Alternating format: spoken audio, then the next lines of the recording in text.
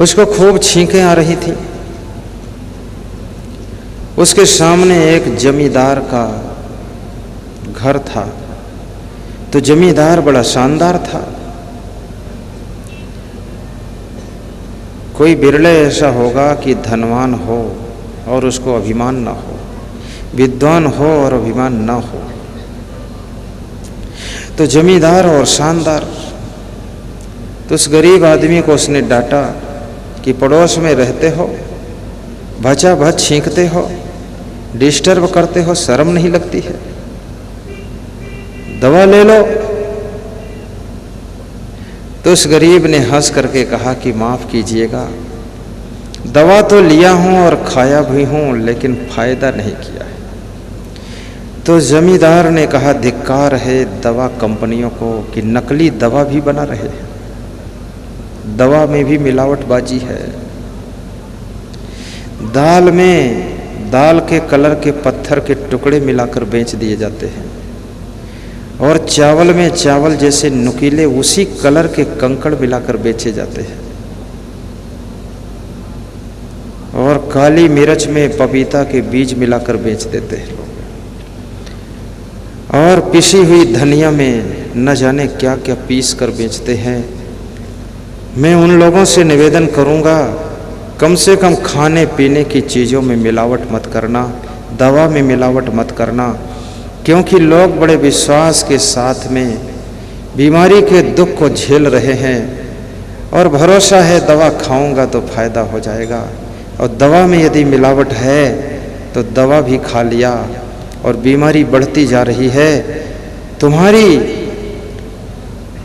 चालाकी कहीं किसी के प्राणों को न छीन ले, किसी की जिंदगी को न छीन ले, इसलिए मिलावटबाजी से भी बचो।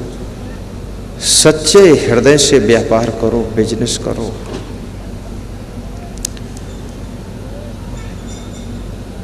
तो जमींदार ने एक बहुत बड़ी बात कही। जमींदार ने कहा कि मैं एक दवा बता देता हूं, उस दवा का तुम प्रयोग कर लो। बोले क्या है? बोले शाम को थोड़ी सी शराब पी लो, जुखाम चला जाएगा। गरीब आदमी सोच में पड़ गया कि शराब कोई जुखाम की दवा है क्या? कितने लोगों ने शराब का नाम चिंता हरण टॉनिक रखा है। नाम बहुत ऊंचा है। अगर पता ना हो तो तुम सोचोगे एक हम भी टॉनिक लेकर पी लेते हैं, चिंता हरण टॉनिक।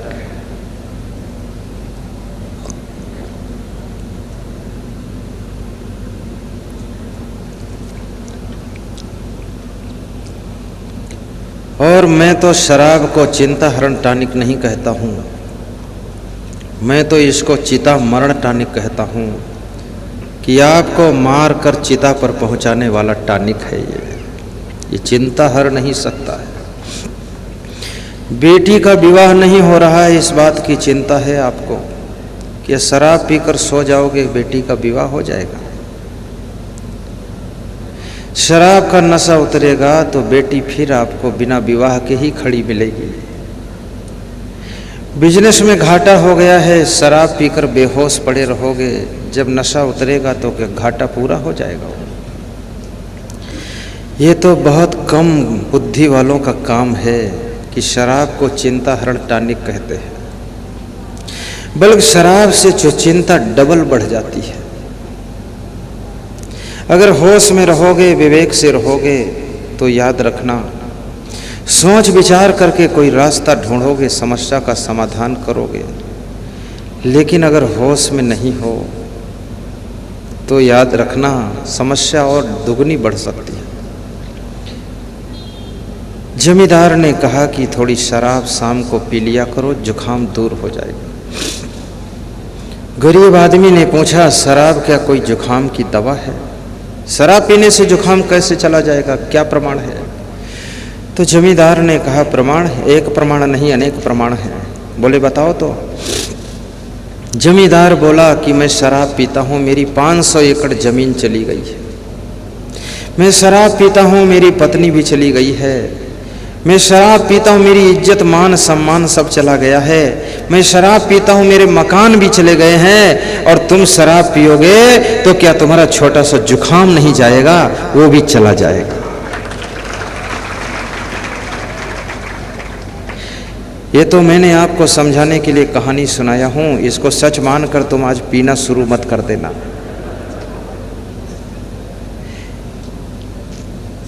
शराब पीने से जुखाम तो नहीं जाएगा, लेकिन धन चला जाएगा, मान सम्मान चला जाएगा। और इस दुनिया में तुम स्वतंत्र हो सुभाष भाई,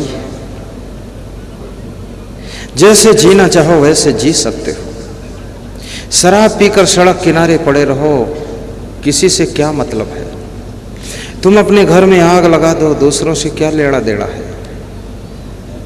तुम आलसी बन करके पड़े रहो, बर्बाद करो, उसका दुख तुम ही भोगोगे। खूब घर में गाली गलौज करो, कलह कलेश मचाओ, वो नरक तुम ही भोगोगे। इसलिए मैं आपसे एक बात कहूंगा, पीना है तो राम रस पियो, भक्ति रस पियो, सत्संग का रस पियो, शराब कभी न पीना। और ये भी निवेदन करूंगा कि अपने क्षेत्र में भी सत्संग कराओ।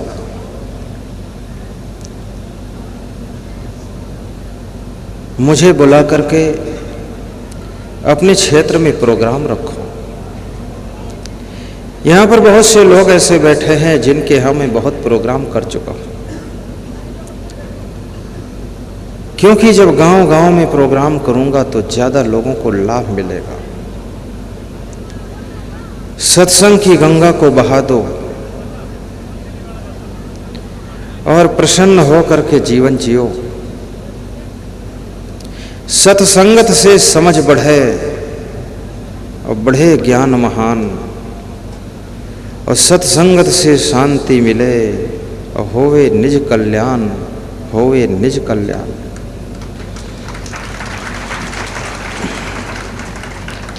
को राम रसिक रस पिय होगे जुग जी होगे। आइए ध्यान को एकाग्र कीजिए। कबीर साहब कहते हैं, यदि राम रस पियोगे तो युगों युगों तक जियोगे। राम रस यानी आत्मा का ज्ञान प्राप्त करो। जिसको आत्मज्ञान हो गया उसे ये ज्ञान हो जाता है कि मेरी मृत्यु नहीं होती है।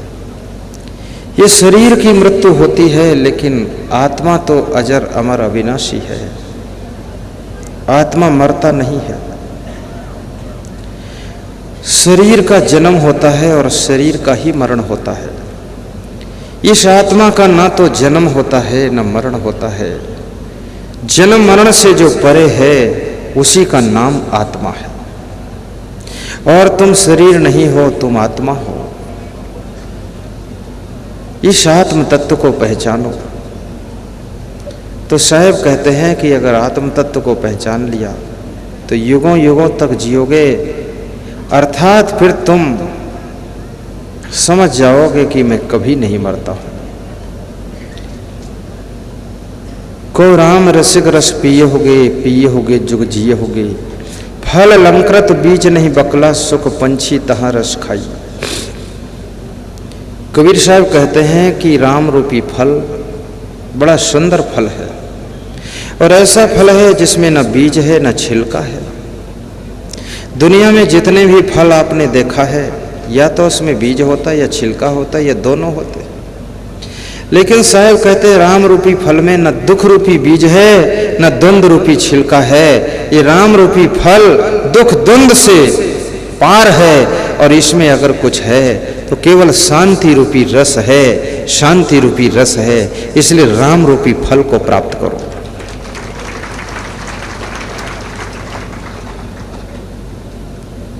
फल अलंकृत बीज नहीं बकला, सुख पंछी तहां रस खाई। और साहब ने बताया कि तोता नाम का पंछी जो सुआ है, वही राम रूपी फल का रसास्वादन करता है। उसके पास में चोंच है, अर्थात जिन भक्तों के पास में श्रद्धा रूपी चोंच है, वे अपनी श्रद्धा रूपी चोंच के द्वारा राम रूपी फल के शांति रूपी रस का आनंद लेते हैं।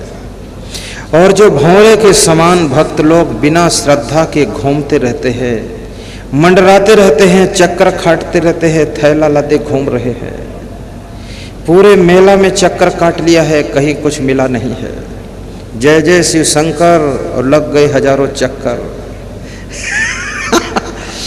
सड़क से सबके पंडाल देख दाख के इधर उधर देखा, खूब सुंदर पंडाल, और इधर उधर कर दिया डोल डाल, सब गंदगी फैलाया है। ऐसे लोगों को शांति मिलने वाली नहीं है। थैला रख के बैठ जाओ, सत्संग सुनो, खड़े खड़े भी सुनो, थैला सिर पर रखे रखे भी सुनो। मेला में और कुछ नहीं पाओगे। संतों का मेला है, सत्संग का मेला है, भक्ति का मेला है, सेवा का मेला है। यदि मेला में आकर के, अमृत मेला में आकर के, सिंहस्थ कुंभ मेला में आकर के आपने सत्संग नहीं सुना, सेवा नहीं किया, दान नहीं किया, पुण्य नहीं किया, और आप इस मेला में आकर के यदि सदगुरु का दर्शन नहीं किया, आशीर्वाद नहीं लिया, तो समझ लो मेला में आना आपका सार्थक नहीं है, आना व्यर्थ हो गया है। कल यहाँ शिवराज सिंह चौहान आए थे, मुख्यमंत्री जी कह रहे थे कि केवल शिप्रा नदी में डुबकी लगाने से कल्याण नहीं होगा, सत्संग की नदी में भी डुबकी लगाना पड़ेगा, तब कल्याण होगा। प्रदेश का मुख्यमंत्री ऐसा बोल कर गया। और फिर ये भी बता रहे थे, माला फेरत युग गया फिर नमन का फेर। ऐसा बोल रहे थे, लगता था उनको पहले से मैं पढ़ा दिया हूं यही बोलना। मैं तो कुछ नहीं पढ़ाया था, उनको कुछ कुछ पारक ज्ञान भी है। कह रहे थे माला फेरते फेरते युगों बीत गए और मन तो फिरा नहीं, मन वही गड़बड़ सब कर रहा है। मन की माला को भी फिराओ, श्रद्धावान भक्त बनो, प्रेम का नृत्य करो,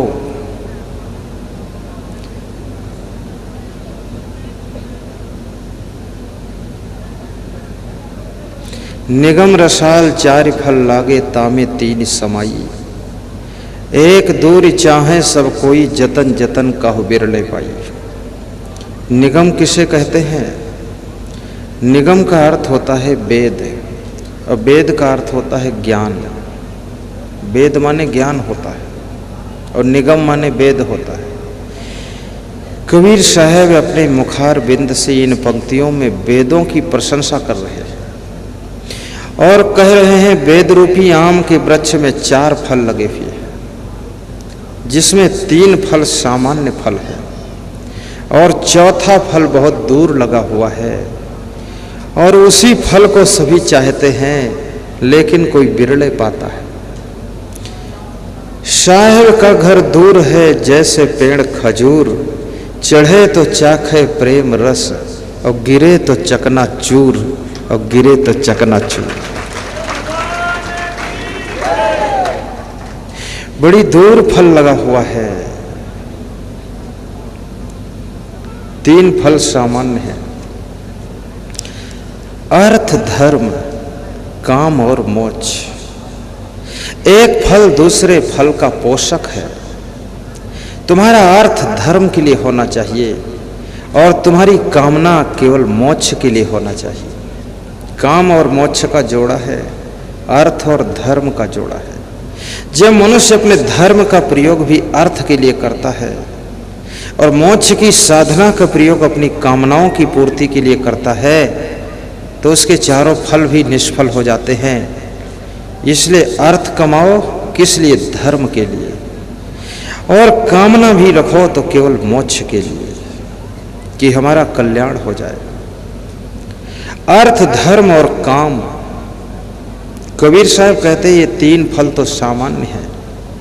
धन तो बहुत लोगों को मिल जाता है, धार्मिक आचरण भी बहुत लोग कर लेते हैं और कामनाएं भी बहुत से लोगों की पूरी हो जाती है, लेकिन मोक्ष सभी को नहीं मिलता है। मोक्ष तो कोई बिरले व्यक्ति को मिलता है। मोक्ष फल आखिरी फल है। अब सवाल ये उठता है मोक्ष कैसे होगा? ध्यान देना, चाणक्य से किसी सज्जन ने पूछा है जिनको मुक्ति की इच्छा है उनको क्या करना चाहिए। आज सिंपल सा उत्तर आपको समझाता हूँ, बस कुछ ही मिनट में आपको अच्छी बात बता देता हूँ। चाणक्य कहते हैं मुक्तिम इच्छसि चेत्तात विषयान विषोतेज, क्षमा आर्जवम दयाम शौचम सत्वम पीयूष वत पीयू। क्या अर्थ है इसका? आप कहो तो अर्थ भी खोल दूं, अर्थ खोलूं कि समझ गए हो आप? खोल दूं, अभी खोलूं कि देर में खोलूं? अभी खोल देता हूं। फ्री में खोलूं कि कुछ पैसा लेकर खोलूं? फ्री में खोल देता हूं, संभल कर बैठो। फिर मुक्तिम इच्छसि चेत्तात विषयान विषोत्यज। हे भाइयों, यदि मुक्ति की इच्छा रखते हो तो संसार के विषयों को विष समझ करके त्याग करो और क्षमा, सरलता, दया, पवित्रता और सत्य को अमृत समझ करके पी लो, तुम्हारा मोक्ष हो जाएगा, उद्धार हो जाएगा। धर्म के चार पाया होते हैं, जैसे चारपाई में चार पैर होते ना, दया, दान, सत्य और प्रेम। जिस आदमी में ये चार चीजें नहीं है वो आदमी धर्म से भ्रष्ट हो जाएगा। सबसे पहले दया भी होना चाहिए। दयालु दिल के पति बनो, अपनी कमजोर पत्नी के ऊपर भी दया करो, सताओ मत उसको। दयालु दिल की पत्नी बनो, अपने पति को बहुत दुख मत दो। एक पति कह रहा था जिंदा हूं यही आश्चर्य है, तो हमने कहा हुआ क्या? बोले पत्नी इतना डांट डपट लगाती है, जो गाली नहीं देना चाहिए वो भी फूहड़ गालियां देती है। तो मैं कहता हूं दरवाजा बंद कर ले, कमरे के अंदर जितना देना हो दे दे, बाहर तो इज्जत बचनी चाहिए। तो दरवाजा बंद करके खिड़की खोल कर गाली देती है और मैं ऐसा मौरत ध्वज बनकर सुनता रहता हूँ। कुछ बोल दो तो जहर पी लेगी और ना बोलो तो मुझे जहर पिला देती है। दयालु दिल की पत्नी बनो, अपने पति को दुखाओ मत। दोनों का जोड़ा है, हिल मिल कर रहो। दयालु दिल के भाई बहन बनो, भाई के प्रति भी दया रखना। कितनी बहनों ने भाई के ऊपर केस कर दिया और भाई को परेशान करके रखा है। दयालु दिल के भाई बनकर के बहन को सहयोग करना, अपनी बहनों को इतना सहयोग कर देना वो भी अपने पैर से खड़े हो जाए। और याद रखना, कोई सहयोग कर रहा है तो उसके पैसे को उड़ाना मत, इधर उधर मत खर्च करना, पैसे का सदुपयोग भी करो।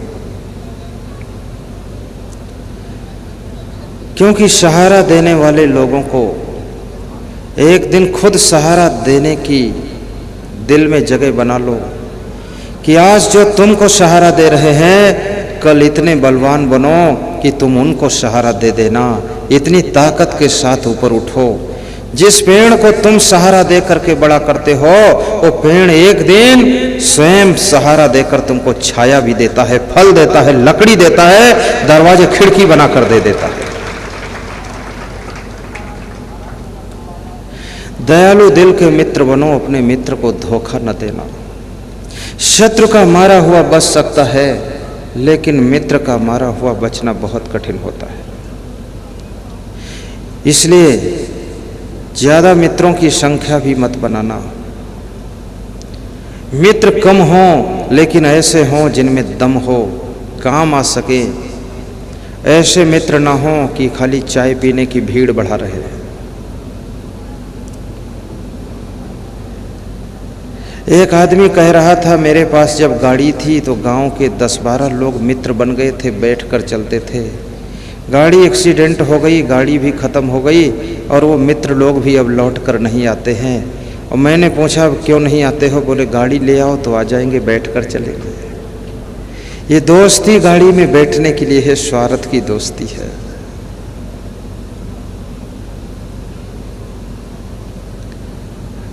और याद रखना, दया और क्षमा को बताया चाणक्य ने। क्षमा को अमृत कहा है। और क्षमा दो प्रकार की होती है, एक तो क्षमा मांगना और दूसरे क्षमा करना। क्षमा वही मांग सकता है जो अपने अहंकार को रद्द कर सकता है। जब तुम क्षमा मांगने की कोशिश करते हो, माफी मांगना चाहते हो, तो अंदर बैठा हुआ अहंकार तुमको क्षमा मांगने से मना करता है। और अहंकार तुमको समझाता है, क्या तुम ही ऐसी गलती किए हो, ऐसी ऐसी तो और लोग भी गलती करते हैं। क्षमा नहीं मांगूंगा। लेकिन समझदार व्यक्ति अगर गलती उसकी नहीं है फिर भी वो क्षमा मांग लेता है और कहता है, माफ कीजिएगा, हमसे भूल बहुत हो जाती है। अभी हेमंत भाई वैद्य आए थे अमेरिका से, कहते थे, गुरुदेव माफ कीजिएगा, हमने आपको बड़ा कष्ट दिया है यहाँ आकर के। हमने कहा 23 घंटे हवाई जहाज में 7 समंदर पार करके आए हो, कष्ट तो आपको हुआ होगा। बोले नहीं गुरुदेव, आपको मेरे बारे में सोचना पड़ा होगा, मानसिक कष्ट हुआ है। क्षमा करना गुरुदेव, आपकी प्रसन्नता बनी रहे, आप खुश रहें, बस हमारा सब कल्याण होगा। अपने से, बड़ों से, गुरुजनों से, इष्टजनों से बिना गलती के भी कभी कभी सहज भाव से क्षमा मांगना चाहिए। कहीं भूल से भी भूल हुई हो तो भी हमें माफ़ कीजिएगा और हमारे ऊपर कृपा बनाए रहिएगा। इतनी सरलता होनी चाहिए। अकड़नाथ बत बनो, अकड़ू पकड़ू लकड़ू, ये बन करके तुम कुछ भी सार नहीं पाओगे। तो क्षमा मांगना भी एक बहुत बड़ी तपस्या है। जो होशियार स्त्रियां होती हैं वे अपने पतियों से भी क्षमा मांग लेती हैं, और समझदार लोग अपने अफसरों से भी क्षमा मांग लेते, बिना गलती के क्षमा मांग लेते हैं। और बुद्धिमान व्यक्ति सबको क्षमा करता भी है। अगर क्षमा नहीं करोगे तो याद रखना, एक दिन तुम अकेले ही रह जाओगे। और क्षमा वही कर सकता है जो अपने क्रोध को काबू कर सकता है। यदि आपके भीतर भयंकर क्रोध है तो किसी की गलती को तुम माफ ना कर सकोगे, बल्कि गलती करने वाले को साफ कर दोगे, माफ नहीं कर पाओगे। और याद रखना, जो क्षमा नहीं कर सकता है वो जिंदगी में सफल भी नहीं हो सकता है। जो सहनशील नहीं बन सकता है वो जीवन में उन्नति भी नहीं कर सकता है। और जो क्षमा नहीं मांग सकता है वो बहुत ज्यादा आगे भी नहीं बढ़ सकता है।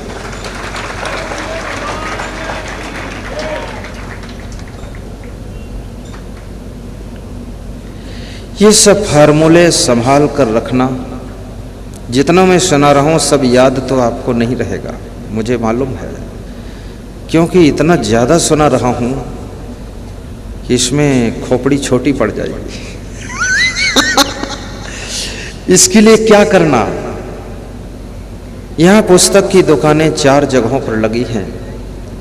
वहाँ से प्रवचन की CD, DVD, प्रवचन के pen drive, mobile memory chips खरीद लेना, प्रवचन की पुस्तकें खरीद लेना। असंग संदेश पत्रिका प्रकाशित हुई है हमारे आश्रम से, उसको सदस्य बन जाना, ले लेना और अपने घर में ले जा करके बार बार सुनना, रिश्तेदारों को उपहार देना, पड़ोसियों को भी प्रवचन की CD, DVD, पेन ड्राइव भेंट में दे देना। पड़ोसी सुने, थोड़ा सुधर जाए तो तुमको तंग नहीं करेगा, अन्यथा पड़ोसी अंडा खाकर अंडे का खोखला तुम्हारी तरफ फेंकेगा। मछलियां चबा चबा कर खाएगा और कांटे तुम्हारी छत पे डाल देगा, और वो नहीं डालेगा तो कौवा लाकर डाल देगा आंगन में। बड़ी टेंशन बनाता है पड़ोसी। पड़ोसी अगर गलत मिल गया तुम्हारा सारा ज्ञान फेल कर देगा। कुछ नहीं तो अपनी पत्नी को पीटेगा, उसकी पत्नी रोने के लिए रात में 12 बजे बैठ जाएगी, हा हा हा वो हो ये हे वो हो करती रहे। अब तुम्हारी नींद भी हराम है, समझाने जाओ तो तुमको भी पीटेगा। रोज मार पीट शुरू है। कितने घरों में तो दंड मुगदर कसरत, हल्दी मिर्चा अदरक, रोज झगड़ा होता है। बड़े हिम्मती लोग हैं, रोज लड़ते हैं, फिर भी कभी हारते नहीं है और जीतते भी नहीं। एक आदमी कह रहा था कि मैं बिहार से पत्नी लाया हूं। अब ऐसी पत्नी है, न जाने कौन भाषा बोलती है, अड़रम गड़रम पड़रम अड़ड़ा, समझ में नहीं आता है। रोज लड़ाई होती है, घर में कलह कलेश भर गया है। लड़ने के लिए तुमने विवाह नहीं किया है, जुड़ने के लिए विवाह किया है।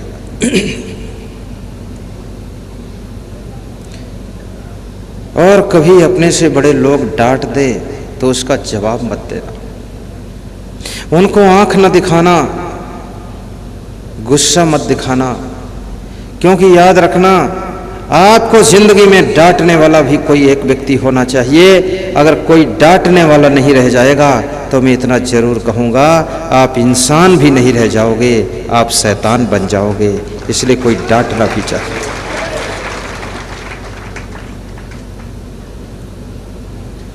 किसी की छाया अपने ऊपर बना कर रही है तो क्षमा भी करो। सीता जी जब रावण के द्वारा हर ली गई और राम जी जब सीता जी को लंका से वापस लाए तो राम ने सीता को बिठा करके ये नहीं पूछा कि तुमने लक्ष्मण रेखा क्यों लांघा था, बता दे तू क्यों गलती किया। पूछा ही नहीं, चर्चा नहीं किया, क्योंकि राम जानते थे अगर पूछ लूँगा तो सीता फिर जिंदा नहीं रहेगी, इसलिए पूछना भी ठीक नहीं है। कुछ लोग इतने कोमल दिल के होते हैं, उनसे तुम ज़्यादा कुछ कह नहीं सकते हो। अगर ज़्यादा कह दोगे तो फिर उनको जिंदा नहीं पाओगे। राम ने कुछ तर्क वितर्क नहीं किया, सीधे अयोध्या वापस आ गए। हालांकि लक्ष्मण ने मना किया था इस रेखा को पार मत करना। कुछ लोग आपको जिस काम के लिए मना करते हैं थोड़ा मान भी जाना, नहीं तो उस छोटी सी गलती में बहुत बड़ा लफड़ा खड़ा हो जाएगा। कृष्ण भगवान ने अर्जुन से महाभारत के युद्ध के समय कहा था, अर्जुन आज तुम युद्ध करने के लिए नहीं जाओगे। तो अर्जुन ने कहा, मेरी सेना में कोई ऐसा है भी नहीं जो युद्ध कर सके, क्योंकि युधिष्ठिर जाएंगे तो 1 घंटे में फाइनल हो जाएंगे और भीम जाएंगे तो ये चाहे जितना दहाड़ मारते हों पर टिक नहीं सकेंगे युद्ध में, मैं सब जानता हूँ। और सहदेव और नकुल को तो युद्ध करना आता ही नहीं है, और मेरे को भी मना कर रहे हो प्रभु, तो आज युद्ध होगा कैसे? बोले आज तुमसे लड़ने के लिए कर्ण आ रहा है, और कर्ण ऐसा बाण लेकर आ रहा है कि उसके सामने तुम जिंदा नहीं रह सकोगे, इसलिए तुम मत जाओ। आज शंख सेनापति बनकर जाएगा, वो युद्ध करेगा। शंख और कर्ण का युद्ध होता है। दुर्योधन को भारी बाणों से बींध देता है शंख। दुर्योधन घायल हो जाता है, लहूलुहान हो जाता है। दुर्योधन कर्ण को डांटता है, कर्ण तू इसको क्यों नहीं मारता है? बोले मेरे पास एक ही ऐसा बाण है, अगर इस पर चला दूंगा तो जिसको मारना है वो आज आया नहीं है। अरे बोले मुझे तो ये आज ही मार डालेगा, कल की बात छोड़ो, तू मार इसको। तुरंत उठाकर बाण कर्ण ने चला दिया, शंख मर जाता है। श्री कृष्ण खुश हो जाते हैं कि अब लक्ष्य सफल हो गया, ये बाण खत्म हो गया, लेकिन मेरे अर्जुन का प्राण बच गया। तब अर्जुन को समझाया कि अर्जुन अगर मेरी बात नहीं मानते तो आज तुम मर जाते। इसलिए कोई मना करे थोड़ा मान भी जाना। जिद्दी और हठी लोग किसी की बात नहीं मानते, कहते हैं नहीं मानूंगा।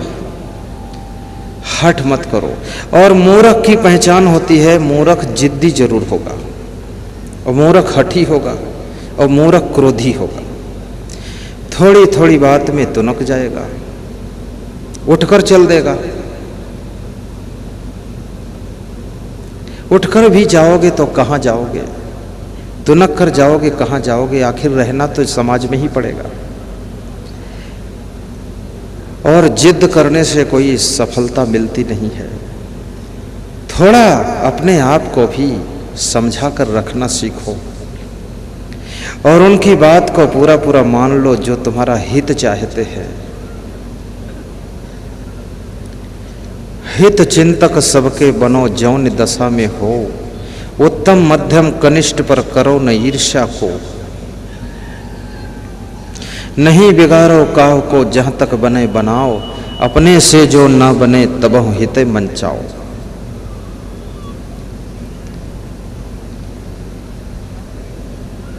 महाभारत मैंने पढ़ा है। कौरव पांडवों की पूरी कहानी पढ़कर देखो, क्या मार्मिक बात है। राजा शांतनु से महाभारत का शुभारंभ होता है और सारी महाभारत मैंने देखा है पारिवारिक कले कलेश से भरी पड़ी है। राजा शांतनु किसी मल्लाह की कन्या सत्यवती में मोहित हो जाते हैं, वहां से महाभारत का श्री गणेश होता है। वासना में डूबा हुआ शांतनु गंगा को देखकर मोहित होकर अपने जीवन को वासना की भट्ठी में झोंक देता है। इसलिए मैं आपको कहूंगा ये महाभारत को पढ़ो, लेकिन अपने घर को महाभारत युद्ध का अखाड़ा मत बनाओ। घर में ही चक्रव्यूह की रचना मत कर देना। कितने लोग घर में ही चक्रव्यूह बनाते रहते हैं एक दूसरे को चक्कर में फंसाते रहते हैं। राम की रामायण भी पढ़ो, पुरुष में ये देखो कौन सा पात्र क्या कर रहा है। भरत का प्रेम जो राम के प्रति है, आप भी अपने भाई के प्रति प्रेम को बढ़ाना। राम का जो त्याग है अपने भाई भरत के लिए, वो त्याग भी आप में होना चाहिए। और भक्त कभी संकट में हो, जब राम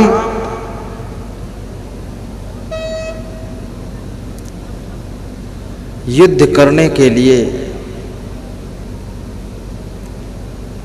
राक्षसों के सामने खड़े हैं, अकेले खड़े हैं, लक्ष्मण कहते हैं मैं भी चलूं, तो राम ने कहा नहीं, तुम सीता की रक्षा में रहो, नहीं सुपर्णखा आएगी तो इनको खा जाएगी, तुम यहीं रहो। और राम के पास में कितनी वीरता है, अकेले युद्ध करने के लिए धनुष बाण लेकर जा रहे हैं। इस दुनिया में जीने के लिए संघर्ष के युद्ध में वीरता को लेकर के चलो और अपने घर वालों से हंस करके कह दो कोई चिंता मत करो, टेंशन मत करो, सारी समस्याओं का समाधान मैं अकेले कर दूंगा, सब आनंद से खाओ पियो सो और काम करो, ये सारी टेंशन मेरे जिम्मे छोड़ दो। दूसरों को जरा फ्री करना भी सीखो। मैं तो अपने गुरु से बोल देता हूं, गुरुदेव कोई समस्या हो मुझको बताओ, चुटकी बजाते हल कर दूंगा। संचालक साहब की कोई समस्या होती मुझको बता देते हैं, मैं फट से हल कर देता हूं और मेरी समस्या वो भी हल कर देते हैं। मिलजुल कर समस्या हल करो, क्योंकि तुम्हारी समस्या का इंजेक्शन दूसरों के पास भी हो सकता है, तुम्हारे पास ना हो, और उनकी समस्या का टेबलेट तुम्हारे पास है तो दूसरों की समस्या तुम भी हल कर दो, और जो दूसरों की समस्या हल करता है उसकी समस्या अपने आप हल हो जाती है। वाह वाह।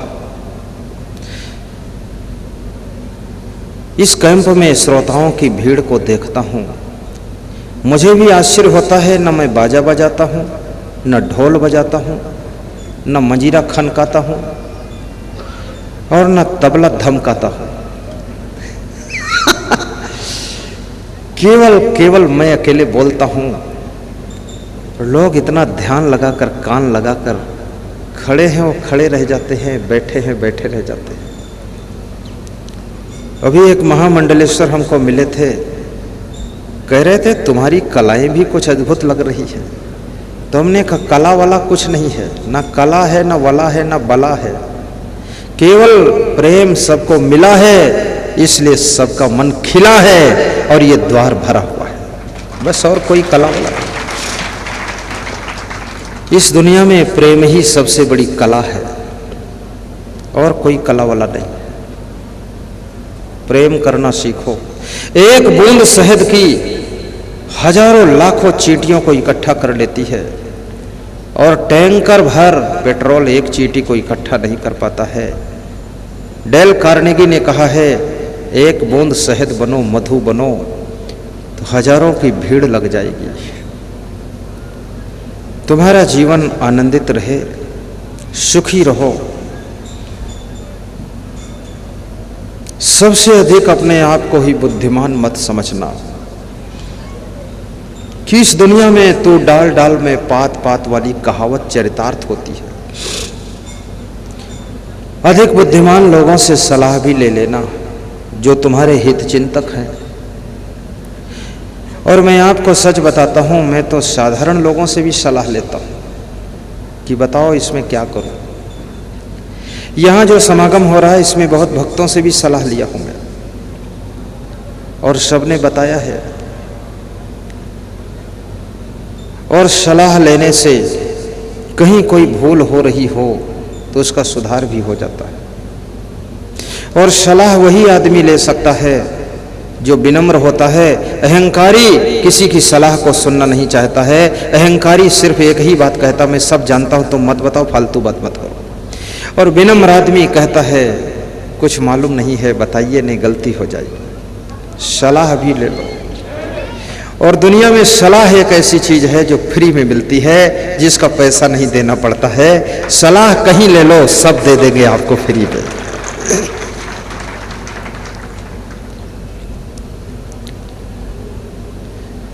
क्षमा अर्जुम। चाणक्य कहते हैं, मुक्ति चाहते हो तो सरलता भी रखो, सरल स्वभाव बनाओ, जटिल स्वभाव ना हो। मैंने सुना है एक साधु किसी गांव में गया तो गांव वालों ने उसके लिए पूड़ी सब्जी खीर बना कर लाए। बोले, बाबा महाप्रसाद पालो, भूखे हो गए। उसने कहा, मैं तो भोजन लेता ही नहीं, अन्न त्यागी हूँ। बोले, फिर क्या लोगे महाराज? तो बोले, दूधाधारी हूँ। तो गांव के लोग फटाफट दूध ले आए। बोले, लो बाबा दूध पी लो। तो उसने कहा, दूध किस जानवर का है? तो गांव के लोगों ने कहा, दूध दुधारू जानवर का है। अरे बोले, दुधारू नहीं, गाय का है कि भैंस का? तो गांव के लोगों ने कहा, भैंस का दूध है। भैंस को पालना आसान है, गाय को पालना कठिन है, क्योंकि गाय कोमल शरीर की होती है, बहुत जल्दी मुरझा जाती है। और भैंस तो ऐसी है, चाहे जिस तालाब में डाल दो 6 घंटे पड़ी रहती है। गाय को तालाब में डाल दोगे फिर लाश ही उठा कर लाओगे, जिंदा नहीं आएगी। इसलिए लोग भैंस पालना ज़्यादा पसंद करते हैं।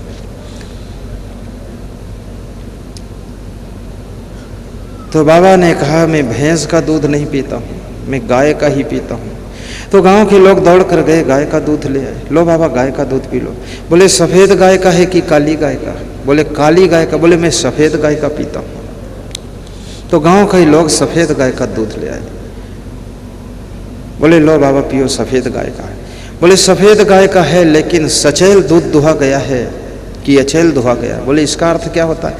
बोले, स्नान करके भीगे कपड़े पहनकर दूध जो दुहता है उसको ही पीता हूँ। तो गांव के लोगों ने कहा, दिसंबर का महीना है महाराज, बहुत ठंडी है, और ये उत्तर प्रदेश है, हड्डी भी ठंडी हो गई है। स्नान करके गीले कपड़े पहनकर कौन दूध दुह पाएगा? बोले, मैं तो ऐसा दूध पीता नहीं हूँ। तो गांव के लोगों ने कहा कि बाबा बनकर निकले थे, घर छोड़े थे कि सरल बनेंगे, और ज़्यादा जटिल बनकर के जिंदगी को उलझा कर घूम रहे हो। अरे भैंस के दूध में कोई भैंस थोड़े बैठी हुई है, थोड़ा कम पी लो। काली गाय के दूध थोड़े काला होता है, वो तो सफ़ेद ही होता है। लेकिन बड़ा ढोंग है लोगों में, सरलता नहीं है। किसी के मेहमान बनकर जाओ, सरलता से मेहमान बनो। जो भी भोजन प्रसादी हो प्रेम से खाओ। बिस्तर बिछावन जो मिला है प्रेम से सो जाओ। और मैंने यहाँ आकर के तो बहुत सीखा है।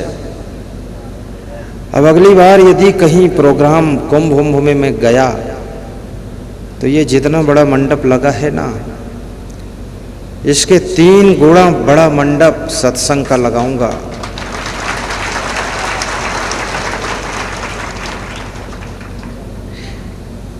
और 3 गुना बड़ा लगा करके इसी में सोना है और इसी में प्रवचन सुनना है और इसी में आना